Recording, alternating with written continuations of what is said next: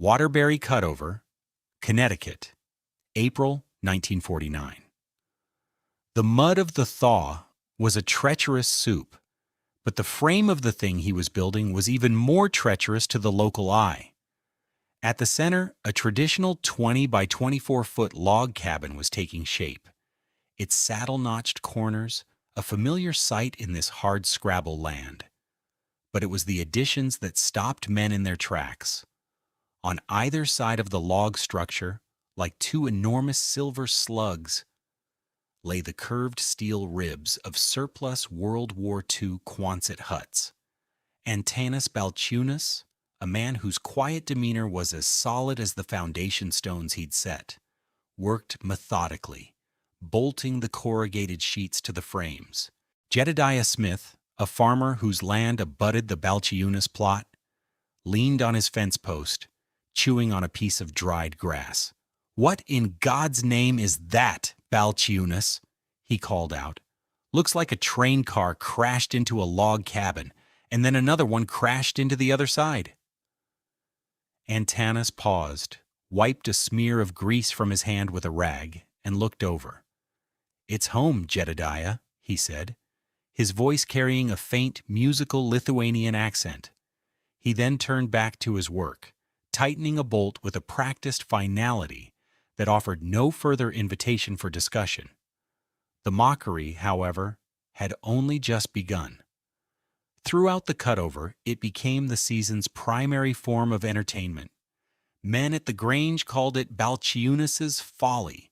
Some dubbed it the three-headed monster. They couldn't comprehend the logic. A log cabin needed one big fire. A Quonset hut, a drafty tin can, needed its own heater, usually a potbelly stove puffing away furiously just to keep the damp at bay. To join three separate structures, two of them notorious for being iceboxes, seemed like a mad invitation for winter to claim the entire household. It was, they all agreed, the work of a foolish man. The official judgment came in the form of a black Ford sedan that churned its way up the muddy track. Percival Ashbrook, the New Haven County Dwelling Code Inspector, stepped out, his crisp suit and polished shoes a stark contrast to the churned earth. He was a man who operated not on frontier wisdom but on the printed word of the 1946 Connecticut Dwelling Code.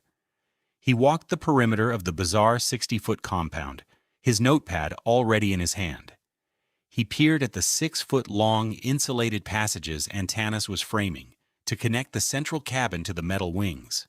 "Mr. Balčiūnas," Ashbrook said, his voice clipped and authoritative. "I've had 3 separate reports on this construction." He gestured vaguely at the whole affair. "You have a single flue planned for the central cabin, is that correct?" "Yes," Antanas said, not stopping his work. Ashbrook made a sharp, decisive note. "A Quonset hut is classified as a separate dwelling unit for heating purposes. You have 2 of them. Section 4, paragraph 2 of the 46 code is quite clear. Each detached or semi-detached unit requires its own independent and sufficient heating source and flue." He looked up from his pad, his expression one of finality. "This design is a violation. You're building a single flue system for a 3-part compound. The wings will be uninhabitable. It's an act of professional negligence. I'm citing you as of today." Antanas drove a nail into a floor joist for one of the connecting vestibules. He looked at the inspector, his eyes calm. "The heat will get there," he said. Ashbrook let out a short, incredulous laugh. "Through what, Mr. Balčiūnas? Wishful thinking? I'll be back when you've had time to reconsider a more sensible and legal approach." He turned and walked back to his car, leaving a formal warning notice tacked to a newly peeled log. The mockery lasted the rest of the spring. The validation would have to wait for winter.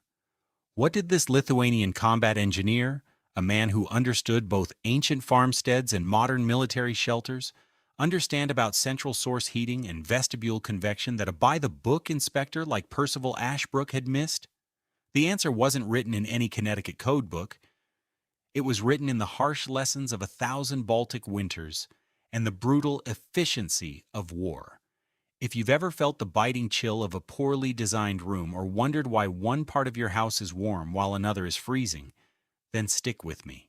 I promise that by the end of this story, you will understand the elegant physics of moving heat, and you'll see how one man's quiet confidence turned mockery into admiration. If you enjoy stories of ingenuity and practical wisdom, consider subscribing to our channel and let us know in the comments, what's the strangest, most clever home solution you've ever seen? Antanas Balčiūnas was not a carpenter, not in the way the New England men who watched him work were carpenters. They were masters of post and beam, of mortise and tenon, of the heavy four-square logic of the colonial salt box. Antanas's knowledge was different. He was the son of farmers from the rolling hills near Kaunas, Lithuania, where the dominant form of a prosperous farm was the vienkiemis, a single sprauniankačam beinikinakimo, sprawling farmstead compound. In his mind's eye, he could still see his grandfather's home, a long, low building with a massive central hearth and living quarters, flanked by shorter wings for storage, for livestock in the deepest cold, or for the younger generation. The whole structure was warmed by the great, beating heart of the central fire, its heat cleverly channeled through short, stone-lined passages. He was also a combat engineer, U.S. Army. For 2 years, he'd lived and worked in the very structures his neighbors now mocked. He had assembled Quonset huts in the freezing mud of Belgium and the damp chill of post-war Germany. He knew their weaknesses intimately, their tendency to sweat with condensation, their rapid heat loss, their drum-like noise in the rain. But he also knew their strengths, their incredible structural integrity, their speed of assembly, and the perfect, uninterrupted curve of their interior, a shape that he intuited was perfect for circulating air. He was a man whose hands held 2 disparate forms of knowledge, the ancient organic wisdom of the stone hearth and the modern brutalist pragmatism of military steel. He was not a frontiersman. He was an engineer of survival. He had brought his wife, Lena, and their 2 young children, Jonas and Ruta, to the Waterbury cutover with the promise of land and independence. Their first winter in a hastily built conventional cabin had been a lesson in failure. It was a winter of shivering misery that was common to all his neighbors. Antanas remembered the specific, tactile horrors of that cold. He watched a neighbor, Caleb Thorne, put his shoulder to his own front door one morning, only to have the top door hinge, its steel contracted to the point of brittleness, shear clean off its pin with a sharp crack. The door fell inward, letting a devastating wave of frigid air into the house. He saw the kerosene in their own parlor lamp, a supposedly winter-grade fuel, turn to a thick, translucent jelly, refusing to flow up the wick. The flame sputtered and died, leaving them in the dim, cold light of a weak morning. Most chillingly, he saw his own son, Jonas, then only 6, go to move a rubber garden hose left out by the well. The boy lifted it, and the hose, its material frozen solid as glass, didn't bend. It snapped in 2 with a sound like a breaking branch. That winter, Lena had bundled the children so tightly they looked like small, round balls of wool. They slept in their coats, their breath pluming in the air of their own bedroom. "Antanas," she had said one night, her voice tight with worry, as she looked at the thick frost coating the inside of the window panes. "This cabin, it eats wood, but it gives us no warmth. It is a hungry ghost." Antanas had vowed it would not happen again. He would not fight the winter with more wood. He would fight it with a better design. The problem tormenting the settlers of the Waterbury cutover wasn't a lack of fuel or a failure of their stoves. The problem was physics. A standard frontier cabin, typically a single-walled log or clapboard structure, was a thermal sieve. Its primary enemy was conduction. Heat, generated by a wood stove, naturally moves from warmer areas to colder areas. In a poorly insulated cabin, the heat energy from the stove radiated to the interior walls. The wood of the walls, while better than stone or glass, was still a relatively efficient conductor. The thermal energy would pass directly through the logs or boards to the frigid outside air where it was lost forever. A 40,000 BTU stove, a powerful unit for the time, might be burning inside, but if the cabin's envelope was losing 50,000 BTUs per hour to the minus 20 degrees Fahrenheit air, the interior would never stabilize. The result was a house of painful temperature gradients. You could scorch your hands by the stove while your back, 10 feet away, was freezing. The second enemy was air infiltration. Every gap in the chinking, every crack around a window frame, every space under the door became a channel for the relentless pressure of the cold. Cold, dense air would push its way in, while warm, buoyant air would escape through any opening in the upper half of the cabin. This constant cycle of air exchange, known as convection, meant the stove was not just heating the cabin, it was attempting to heat the entire state of Connecticut. Families would stuff rags into cracks, bank snow against the foundation, and hang heavy blankets over doorways, but it was a losing battle. The cold knifed through every defense. The result was a staggering consumption of fuel. A family might burn through 10 cords of wood in a single winter, a monumental task of felling, splitting, and stacking, all for the privilege of living in a perpetual state of being chilled. Antanas saw this inefficiency everywhere. He saw the constant plume of smoke from his neighbors' chimneys, a sign of fires burning at full tilt. He heard the ring of axes day in and day out as men prepared more fuel for the hungry ghost. He knew that simply building a better sealed log cabin wasn't enough. He needed to fundamentally change the relationship between the fire and the living space. He needed more than a container. He needed a system. The construction of Balčiūnas's Folly began in earnest, as soon as the ground was firm enough to support foundations. The central log cabin was built first. Antanas felled the trees himself, choosing straight, mature pines. He peeled the bark and, using a broadaxe and an adze, hewed 2 sides of each log flat. The corners were saddle-notched with a precision that drew grudging respect even from the mockers. This 20 by 24-foot structure, with its 480 square feet of living space, would be the heart of the compound. It was here the single pot-belly stove, a robust cast-iron model rated for 40,000 BTUs per hour, would stand. Next came the foundations for the wings. Instead of a full foundation, Antanas poured 2 parallel concrete runners for each Quonset hut, a technique he'd learned in the army for rapid deployment. On these runners, the steel ribs of the huts were erected. He'd bought the 2 20-foot Quonset kits from a military surplus dealer in New Haven for $50 apiece. They arrived on a flatbed truck, a puzzle of curved steel and corrugated sheets. As he and Lena, with occasional help from a curious but skeptical friend from the Lithuanian American Club, bolted the structure together, the true bizarre shape of the home became apparent. Each wing added another 240 square feet of space, creating a total living area of nearly 1,000 square feet.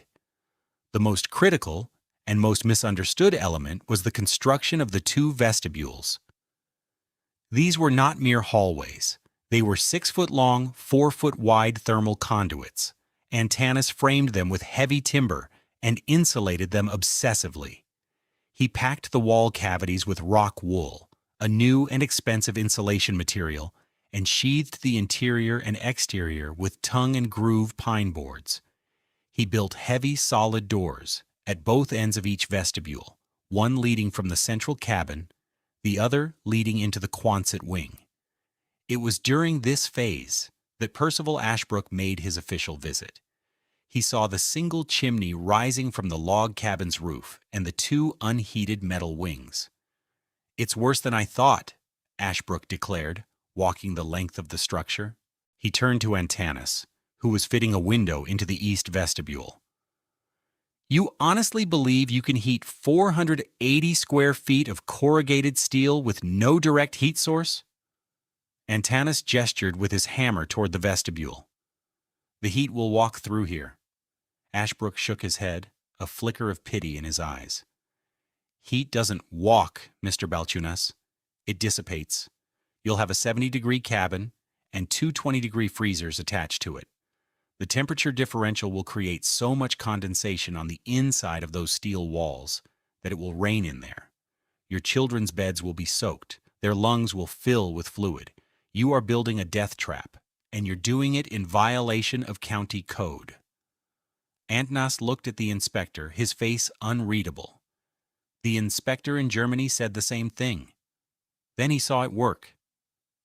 He offered no further explanation, simply turning back to his task. His hammer blows, falling with a steady, unhurried rhythm. The exchange became legendary in the cutover. The quiet immigrant's minimal response to the inspector's verbose, authoritative condemnation only solidified the local consensus.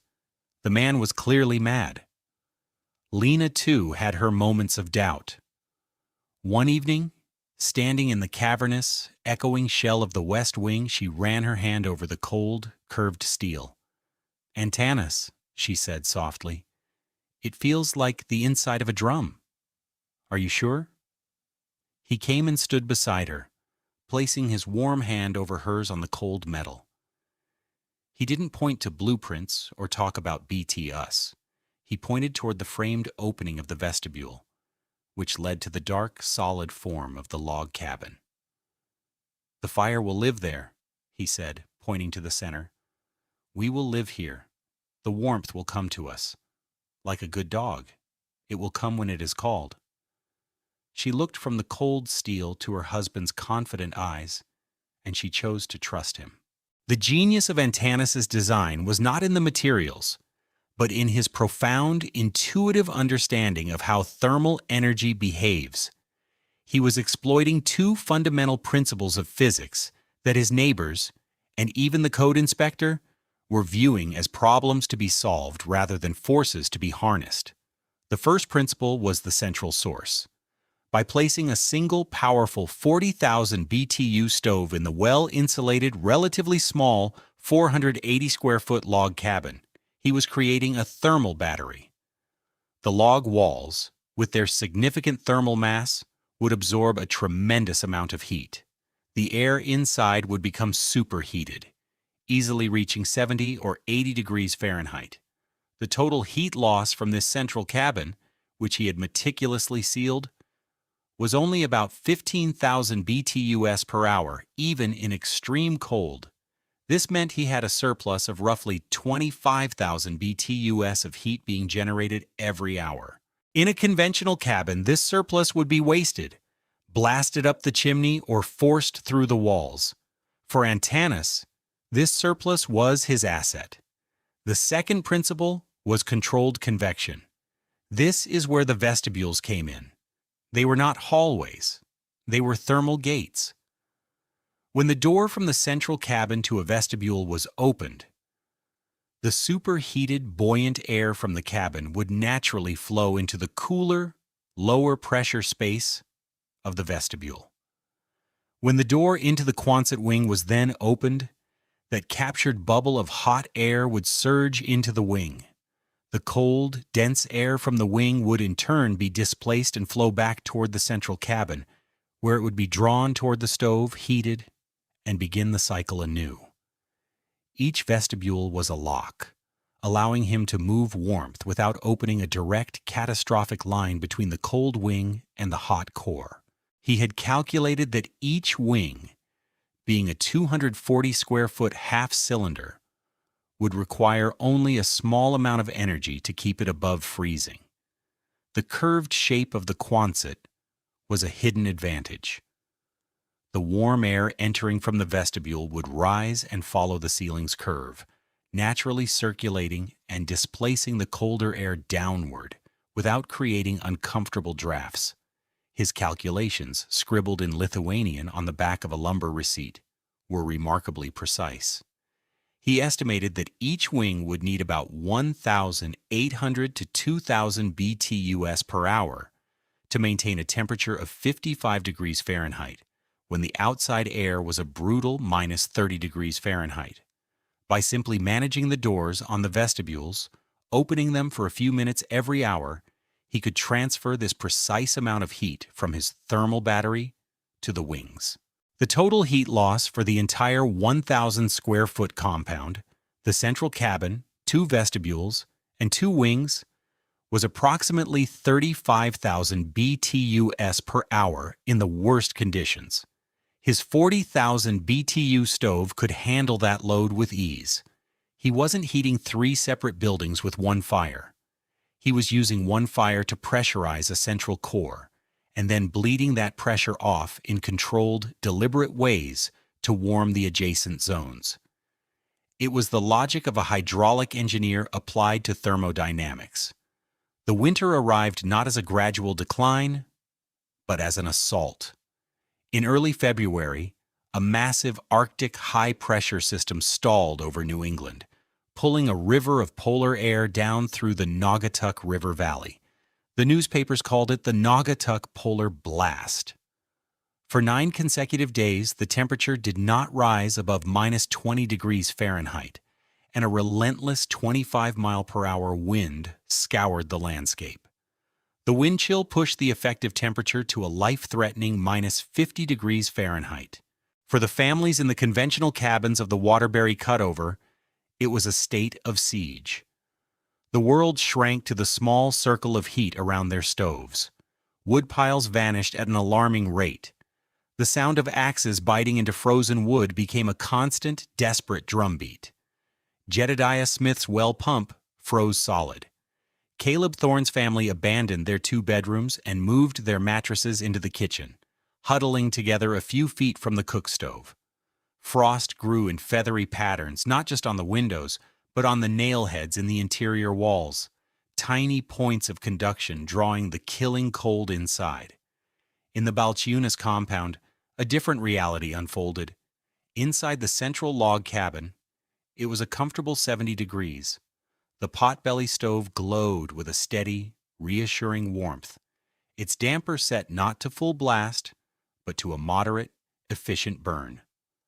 Lena moved about her kitchen in a simple house dress, the air still and quiet. The children, Jonas and Ruta, played on a rug in the middle of the floor, not in coats and hats, but in their regular shirt sleeves. Twice an hour, Antanas would perform his ritual.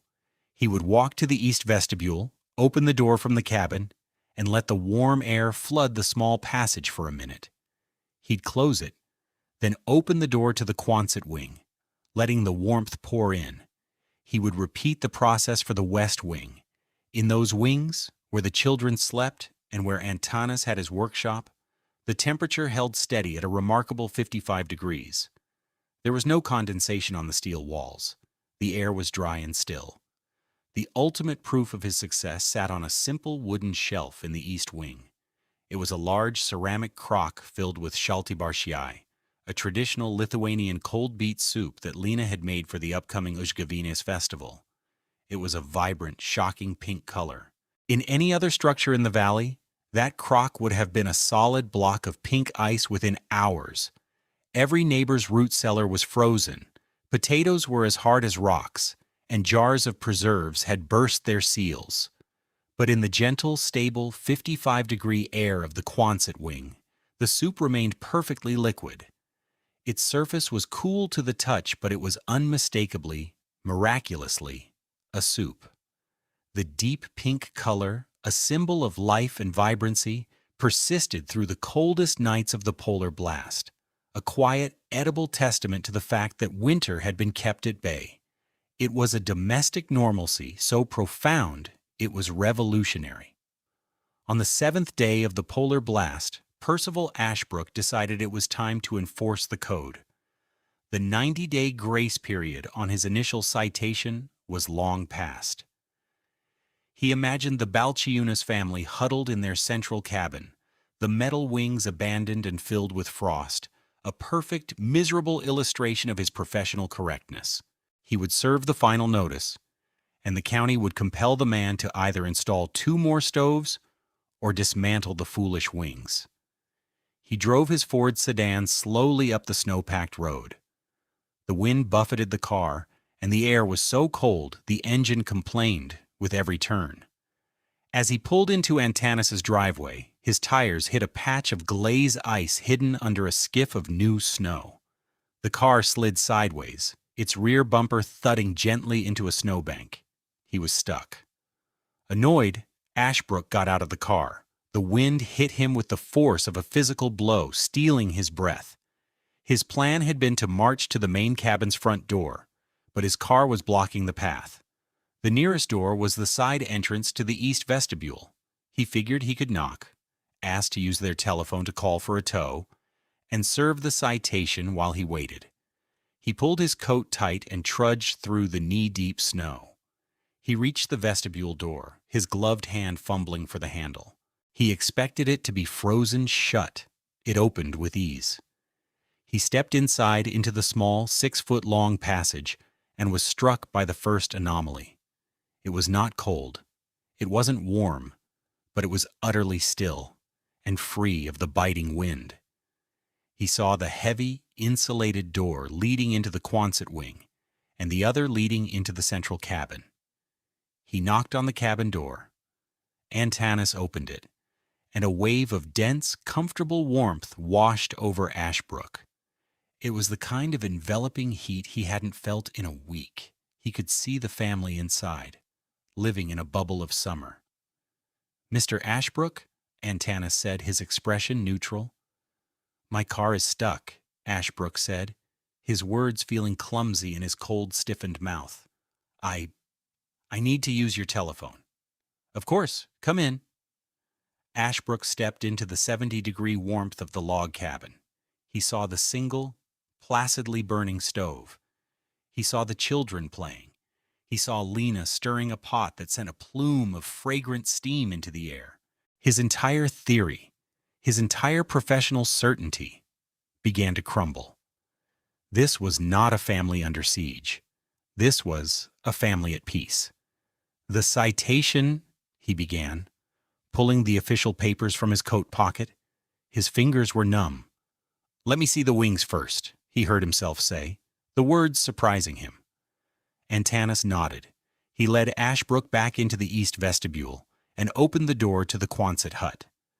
Ashbrook braced himself for the expected wall of frigid air. He stepped through the doorway, and nothing happened. The air that met his face was not frigid. It was cool, yes, but it was a gentle, cellar cool, not the razor-sharp cold of the outside world. He took off a glove and held his bare palm up. The air was still. He walked to the far end of the 20-foot wing and placed his hand flat against the curved steel wall. He expected to feel a pain like touching dry ice. Instead, the metal was merely cool, no colder than a stone in a spring house. There was not a single drop of condensation. On a shelf he saw it, the crock of impossible pink soup. He was speechless. He walked back through the vestibule, across the warm central cabin, and through the other vestibule into the west wing. It was the same. A cool, dry, perfectly habitable space. He saw a workbench with tools laid out, a child's bed neatly made, 3 distinct living chambers nearly 1,000 square feet, all perfectly comfortable, all heated by one small fire. He walked back to the center of the log cabin and stood before Antanas, the useless citation papers dangling from his hand. He looked at the quiet Lithuanian, a man he had dismissed as a fool, and saw the unmistakable presence of a genius. "How?" Ashbrook asked, his voice barely a whisper. Antanas simply pointed to the stove. "The fire is here." Then he pointed to the vestibule. "The door is the gate." Ashbrook looked at the elegant simplicity of it, the sheer intelligence. The codebook in his mind, with its rigid, disconnected rules, seemed like a child's scribbling. He had been trained to see a house as a box. Balčiūnas had built a circulatory system. He tore the citation notice in half, then in quarters, and let the pieces fall to the floor. "You didn't build a cabin, Mr. Balčiūnas," Ashbrook said, his voice filled with a dawning reverence. "You built a river of warmth." Word of Percival Ashbrook's conversion spread almost as fast as the story of his stuck car. The code inspector, the ultimate skeptic, had walked into the three-headed monster and emerged a believer. He became Antanas's most unlikely and most powerful advocate. At the next county planning meeting, he didn't just dismiss the violation.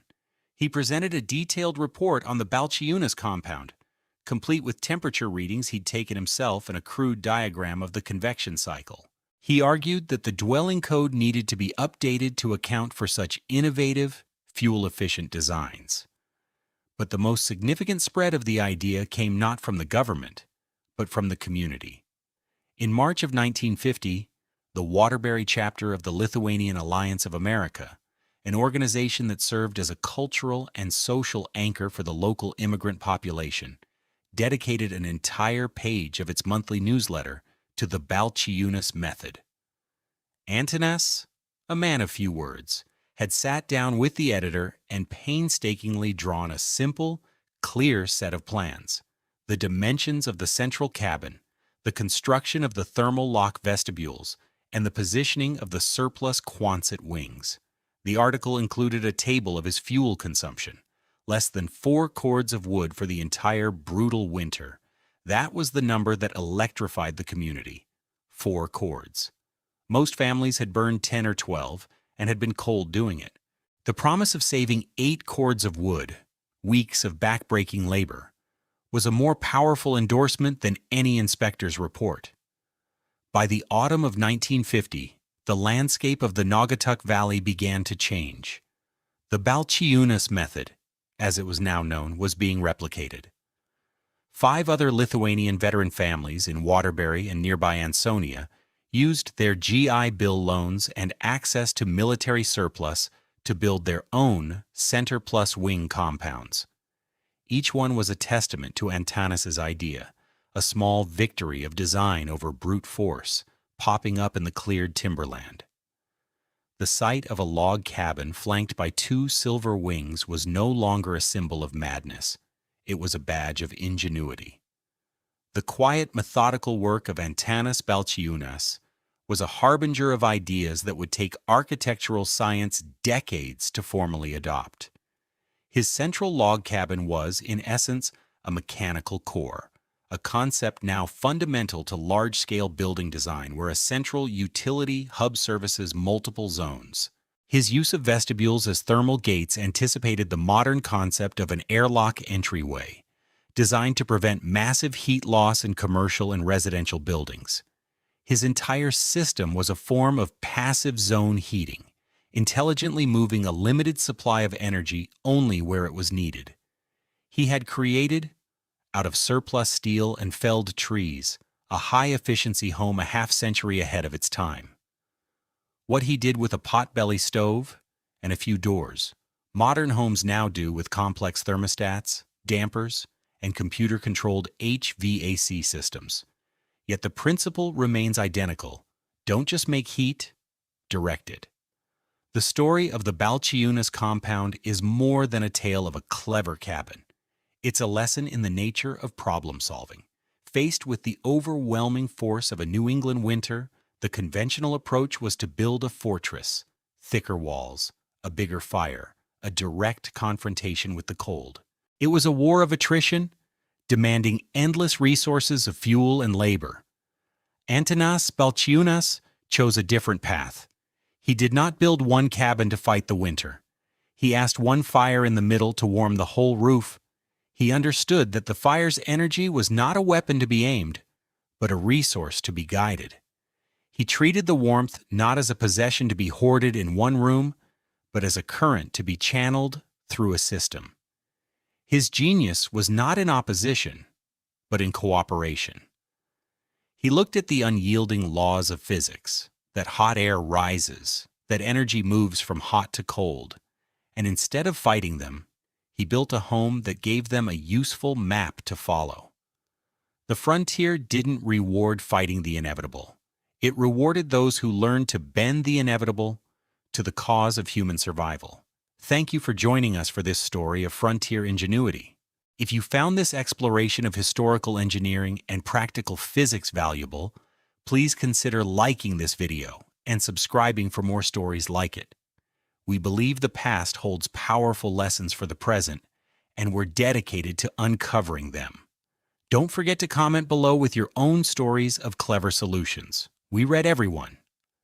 Disclaimer: this video presents historically inspired reconstructions for educational and storytelling purposes. The characters, names, and specific events depicted are fictional, but the techniques and scientific principles are based on real historical practices and engineering concepts. Any application of these or similar techniques in a modern context should be done in accordance with current building codes, safety guidelines, and professional regulations. This content does not constitute professional, technical, or legal advice.